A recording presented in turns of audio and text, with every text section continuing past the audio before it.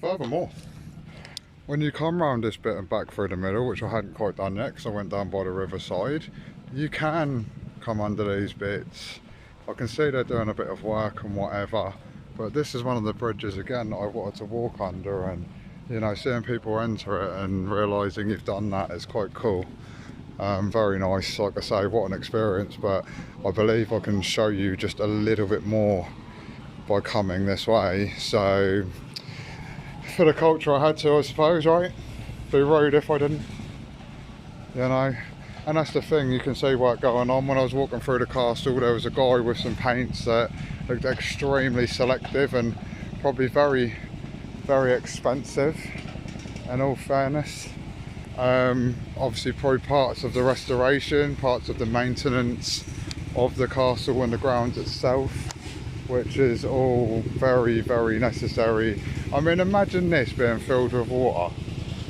Obviously you've got drains to drain it out, but imagine that.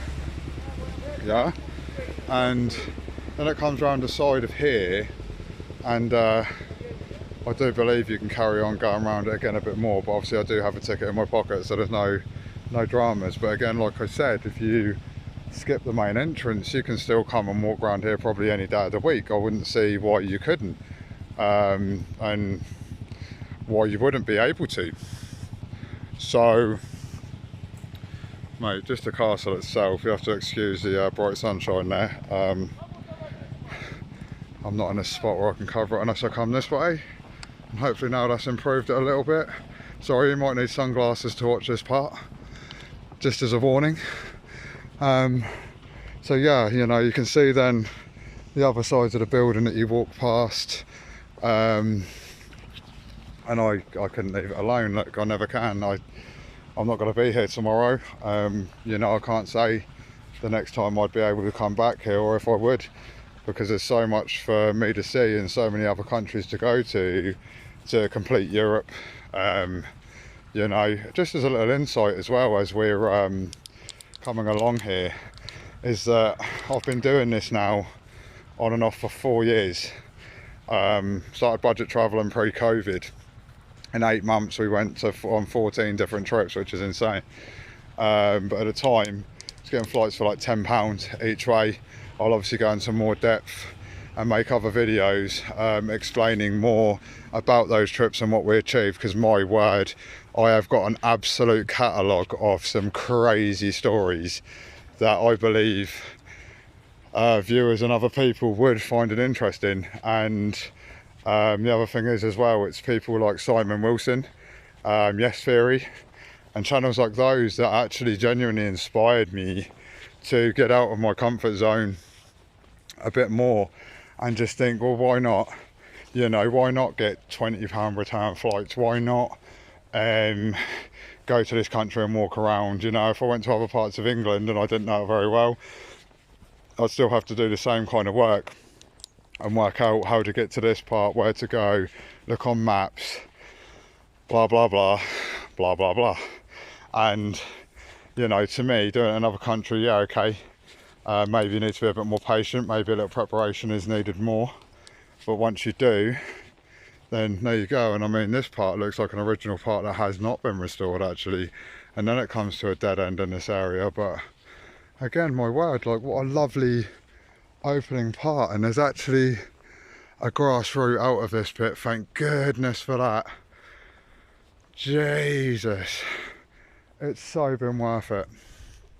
It's absolutely been more than worth it. Yeah, so glad that I followed up after the Ramstein trip to Katowice, because like I said, I've done some things there which again I'll easily be able to put out and show you more of Katowice in certain parts, but I didn't do it like this at all. And this is what I wanted to bring to the table a little bit more, in a sense of showing you that, you know, if there's not a lot of money in your bank and you're not the richest guy in the world, it doesn't matter. You know, my flights were £30 return, my accommodation was £9.50 a night for 4 nights. It's less than £70 for the whole trip. When I tell people that, their jaw drops. But some other people I know actually do that themselves anyway, or find ways of doing it, or maybe go to similar places that I have, but maybe they pay a lot more to do so. You know, you can stay in hotels, that's fine, especially if there's groups of you, or like Airbnbs. But for me, I've never done that way of doing it. I've done a bit of couch surfing before in Torino. I've stayed in many a very cheap hostel, some good, some absolutely dreadful, especially with my first trip in Prague, to give you a little hint of other places we've been there. And yeah, when it is like that and you do find these ways of going cheap, you know, like I say, if you booked an excursion to this area, you're looking at a substantial amount of money to do so. You know, not massive, but maybe for, you know, what, £10 to get in the castle on a normal day. But then, like, if someone else organises for you in a tour guide, you're going to pay for that tour guide, you're going to pay for all the other stuff. And I understand that some people absolutely love that and like to make it efficient, but it's not inefficient to use the public transport in Poland. It's not a bad idea. In fact, it's a fantastic idea, because of the price being so low, that then if there are groups of you, or if you travel solo, you can easily afford to do that, and then something else in the afternoon, and utilise your money more, so you get to have more richer experiences. And again, like I say, with my channel, it's all about what to do with not a lot.